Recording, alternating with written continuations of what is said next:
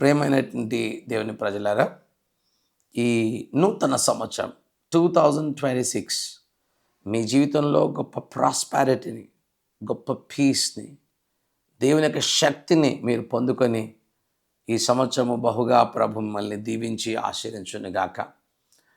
ఈ యొక్క సంవత్సరంలో ప్రభు తన మహిమతో మిమ్మల్ని కప్పి మిమ్మల్ని స్థిరపరిచి కట్టునుగాక.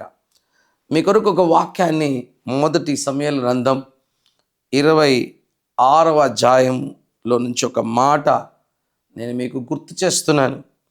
నీవు ఆశీర్వాదము నొందుదువుగాక, నీవు దేవుని కొరకు ఘనకార్యములు చేయుదువుగాక, విజయవంతుడవై వర్ధిల్లుదువుగాక అని దేవుని సేవకునిగా మిమ్మను మీ కుటుంబీకులందరినీ కూడా ఈ నూతన వత్సరపు నిండు దీవెన ఆశీస్సులు ప్రభు మీకు అనుగ్రహించాలని మనసారా కోరుకుంటూ నేను ప్రార్థిస్తూ మిమ్మల్ని గ్రీట్ చేస్తాను. దేవుడు ఆశీర్వించి దీవించునుగాక.